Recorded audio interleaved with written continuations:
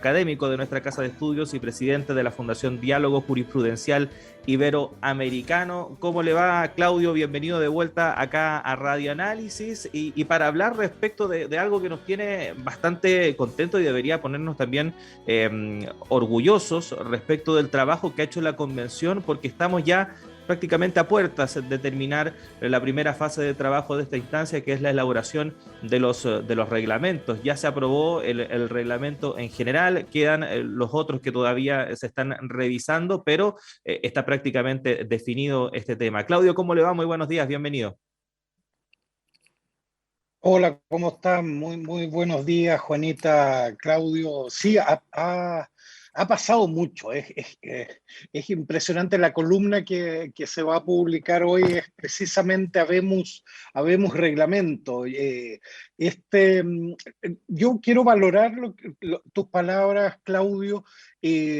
Desde dos perspectivas, tener reglamento a esta altura, luego de un mes y tanto donde se estuvo trabajando el reglamento, luego de la instalación, es verdaderamente un réclame, un récord.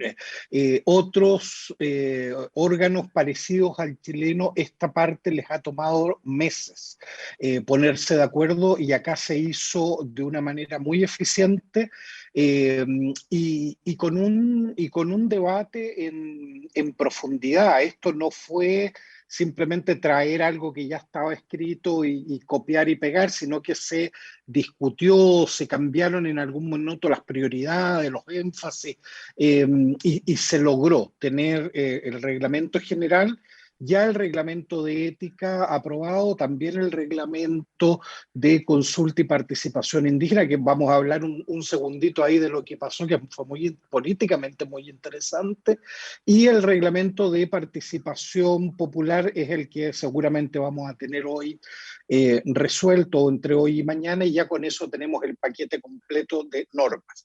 Yo en esta mañana quería contarle un poco a los auditores en qué va a consistir entonces lo que viene en términos de cómo se va a aprobar la futura constitución. Ya tenemos claro cuál es el itinerario que va a seguir la constituyente y yo creo que eso ya nos empieza a ubicar en lo que siempre hemos tratado de que cada auditora interesado en el proceso constituyente sepa a qué estar atento. Aquí hay muchas noticias, muchas de ellas nos desvían completamente de la atención, entonces bueno decir, ok, no, esto es lo importante, estos son anexos, pero el camino va por acá. Y eso es lo que les propongo hacer en unos minutos, un par de minutos, contar cuáles son, qué es lo que viene en términos de paso para la constituyente, ya que hay que estar atento.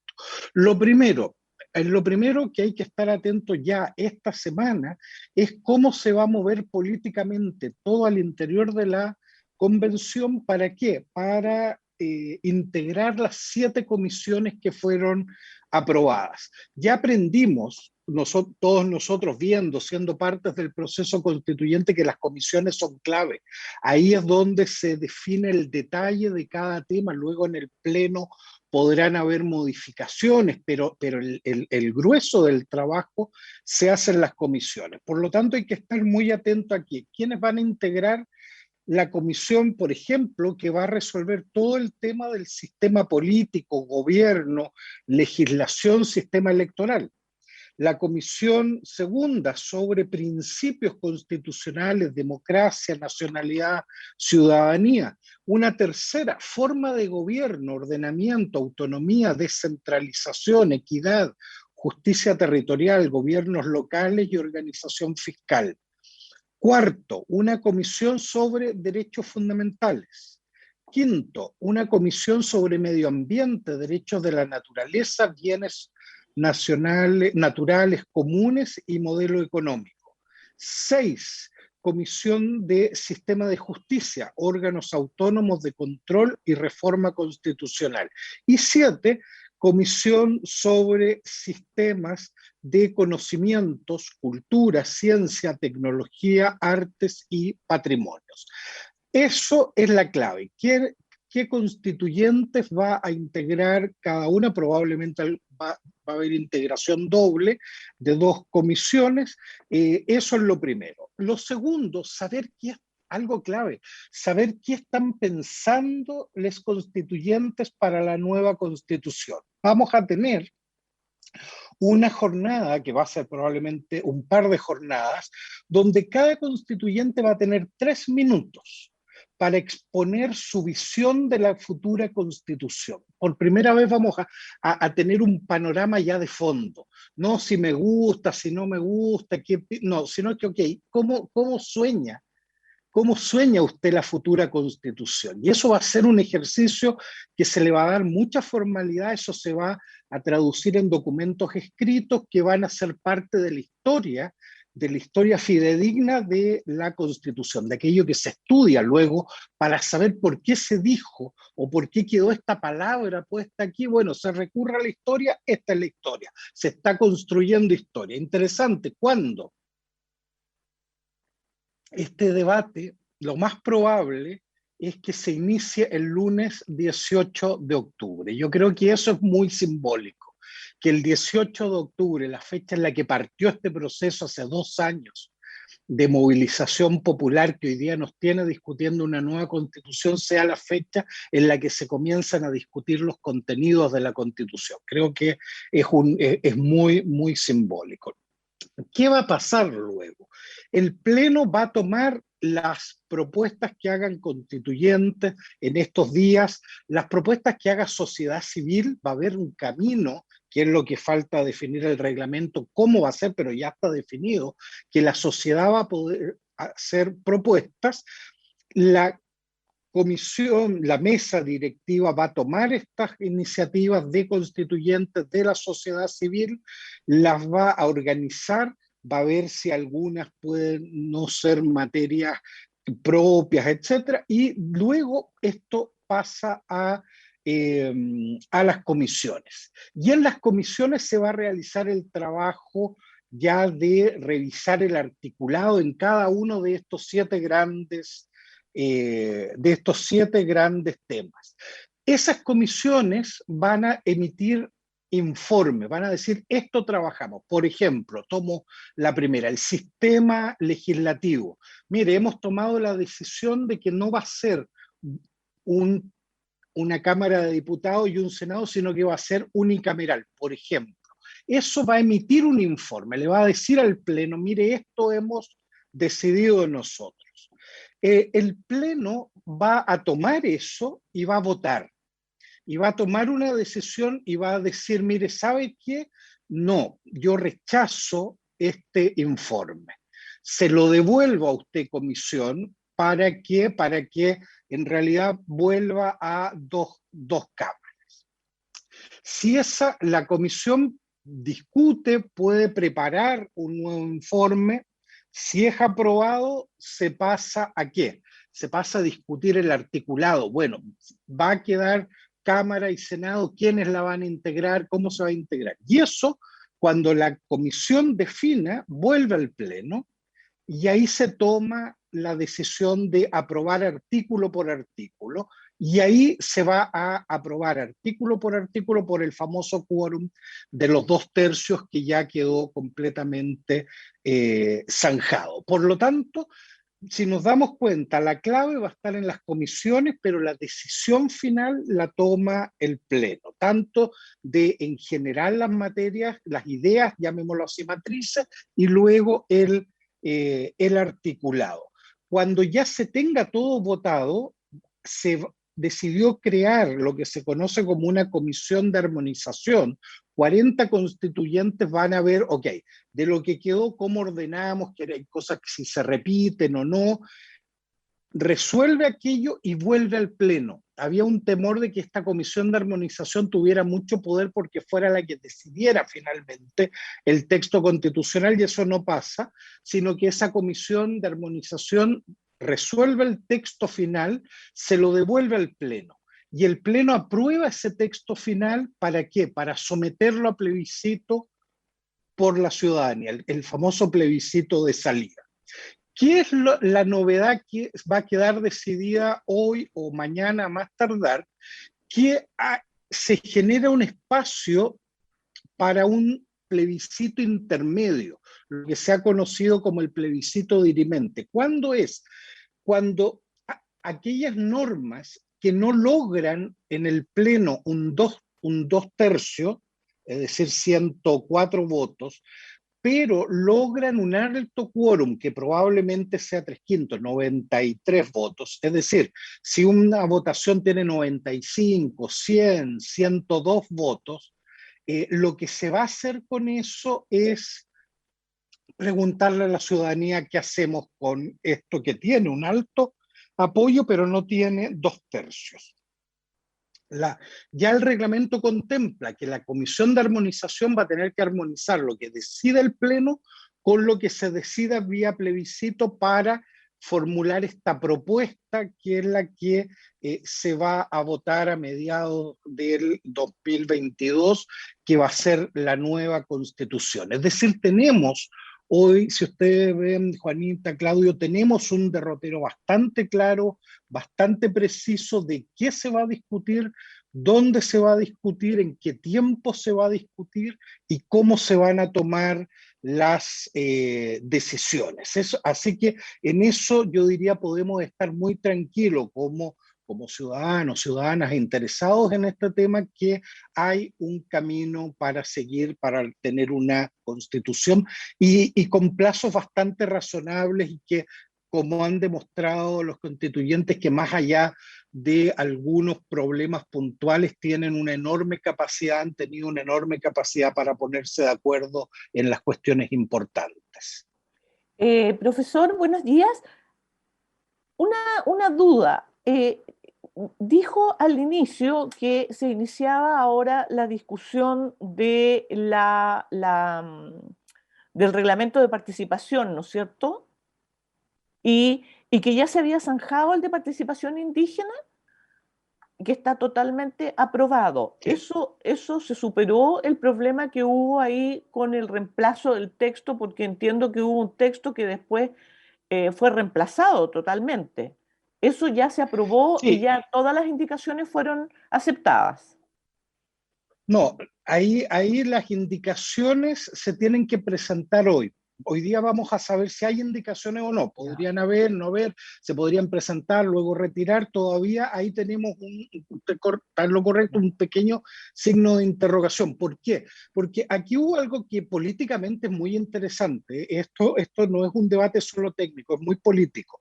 Aquí, como ya nos habíamos acostumbrado, frente a una propuesta de la Comisión de Reglamento respectiva, de reglamento general o participación, ética, etcétera, los constituyentes podían hacer indicaciones, pedir modificaciones. Pero aquí hubo una movida política de los escaños reservados de decir, ok, si hay posibilidad de sustituir, nosotros vamos a hacer una propuesta para sustituir el reglamento completo.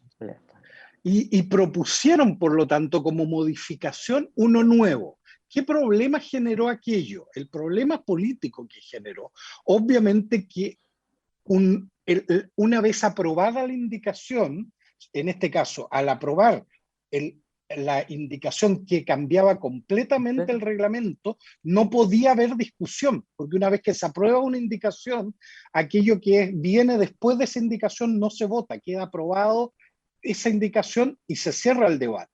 Y entonces aquí se dijo, no, pues si vamos a cambiar todo el reglamento, al menos, si es que aprobamos eso, demos un espacio para indicaciones. Y eso es lo que generó esta tensión política que implicó más de 1 hora y media de negociación entre la mesa ampliada, los escaños reservados y los miembros de la Comisión de Consulta y Participación Indígena, y hicieron una propuesta. Dijeron, ok, votemos la indicación, pero abramos un espacio para indicaciones que sean compatibles. ¿Por qué? Porque la idea política aquí es resolver que los escaños reservados, es decir, los pueblos originarios, son los que tienen que tomar la decisión respecto de aquello que les va a afectar directamente. Y eso tuvo un apoyo, estaba mirando la cifra, no menor, 141 votos a favor de sustituir por este nuevo reglamento. Ahora, lo que vamos a ver hoy, apenas se abra la convención, el secretario, el señor Smock, con su paciencia habitual que tiene, va a indicar cuáles son si es que hay indicaciones que sean compatibles, y probablemente ahí se genere un nuevo debate sobre si son o no compatibles y eventualmente se voten. Eso va a resolver ese reglamento, pero ese reglamento ya en lo grueso está con un amplio apoyo. Por lo tanto, vamos a ver si hay alguna indicación. Yo entiendo, por lo que he visto en la prensa, que el grupo de independientes no neutrales, donde está ahí Benito Baranda, la gente, están haciendo indicaciones. Vamos a ver cómo son estas recibidas, porque la idea era que esta materia la decidieran los pueblos originarios. Vamos a ver qué pasa ahí. Ahí hay un problema, si ustedes ven, de más largo alcance, Juanita, Claudio, que hay tensión, y hay una tensión evidente entre los pueblos originarios y otros sectores de la constituyente. Con sectores de derecha tienen un conflicto mucho más evidente, con problemas de discurso de racismo y otros de algunos constituyentes, pero hay con otro sector más, entre comillas, progresista, hay tensiones evidentes. Una cosa, porque estamos entendiendo que una cosa es el discurso, que podamos tener todos un discurso muy progresista y mucho saludo, Mari Mari, Peña, Mari Mari, Lagmen, eso es una historia, pero otra historia es poner el voto en las cosas duras que reivindican los pueblos indígenas. Y ahí a veces el discurso progre se desacopla del voto progresista de verdad en materias vinculadas con pueblos indígenas. Y esa tensión la estamos viendo, y probablemente todavía nos vamos a encontrar con varios episodios en ese sentido. Es muy interesante ese proceso, porque por primera vez en la historia estamos viendo a los pueblos indígenas parados en condiciones de igual a igual, conversando con el Estado de Chile sobre los temas que les son relevantes, y eso tensiona, y en eso hay cuestiones que no resueltas, que tenemos aquí una oportunidad por resolver.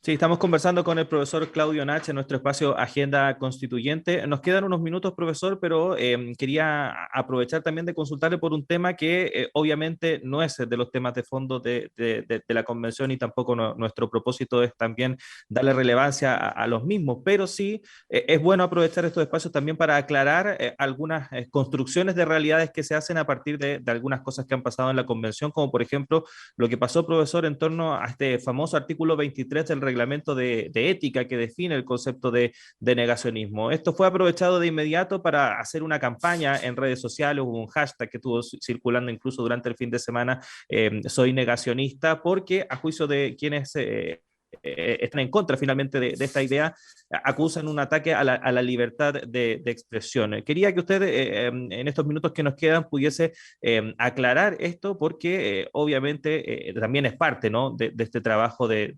desprestigio que se ha hecho en contra de la Convención Constitucional. Sí, te agradezco mucho, Claudio, esa pregunta, porque en la columna que los auditores van a poder encontrar, y donde están todo lo que hemos conversado con detalle, también viene algo sobre el reglamento, y ahí con la norma, para que quien quiera verla pueda leerla y hacerse su propia opinión, pero en el poco tiempo que nosotros tenemos, ¿qué podemos decir? Aquí el reglamento de ética en general es un reglamento exigente para los propios constituyentes, es decir, es el reglamento de ética más exigente de cualquier organismo público del país. Es decir, las constituyentes se fijaron un estándar muy alto. Eso es lo primero. Sin perjuicio de que vemos que surgen de todas maneras cuestiones que van a complejizar el trabajo de la convención, contrataciones cruzadas. Ahí siempre hay una forma de evadir estas normas por duras que sean. Pero hay un debate particular que generó tensión entre la prohibición del negacionismo versus la libertad de expresión. Y este es uno de los debates más intensos en materia de derechos humanos y más difícil de trazar líneas muy rígidas. Y si ¿con qué se queda? Con una norma que sí es, y lo conversamos, recuerdo la última vez, que es una norma que en este conflicto entre la libertad de expresión y la prohibición del negacionismo opta claramente por la prohibición más que por abrir espacios mayores a la libertad de expresión, y eso nos debe prender algunas luces de alerta. Se usan términos muy, muy indeterminados. Por ejemplo, ¿qué significa minimizar las violaciones de derechos humanos? Una cosa es negarla, que eso claramente uno entiende que puede ser objeto de una sanción. Minimizar, por ejemplo, las violaciones del 18 de octubre en adelante, ¿qué implicaría minimizar? Es decir, cuando el director del INDH dice se tienen que probar que sean violaciones sistemáticas, eso sería un acto sancionado si él fuera constituyente, abre un espacio complejo. Va a haber un comité que, como todo comité que aplique estas normas indeterminadas, va a tener un trabajo fundamental que va a ser dotarlas de ciertos límites. ¿Para qué? Para que ese mensaje que es positivo, que en Chile tenemos que tener un cambio mental, cultural, de aproximación hacia las violaciones de derechos humanos como una cuestión que su condena nos debe unir, que eso no signifique poner trabas a la discusión más amplia y libre en el texto constituyente. En ese sentido, para ser muy claro, uno hubiese esperado una norma muy dura para el negacionismo, pero una norma que diera espacios amplios al debate. Se optó por un camino, a mi juicio, que no resuelve adecuadamente esa línea más fina. Lo que tenemos que estar muy atentos, Juanita, Claudia, y a los auditores que estos temas les interesan, a que una cuestión es las normas que se autoimponen los constituyentes y otra es la que le impongan a la ciudadanía luego en el debate sustantivo. Vamos a tener que estar muy atentos a qué van a regular como libertad de expresión y sus límites, porque si quieren imponer estos límites que se autoimpusieron más exigentes al resto de la ciudadanía, vamos a estar en un problema. Y ahí vamos a estar en un problema de incumplimiento de estándares en materia de derechos humanos. Uno se puede imponer a sí mismo estándares más altos y en eso no hay ningún problema, pero otra cosa es si se le imponen al resto.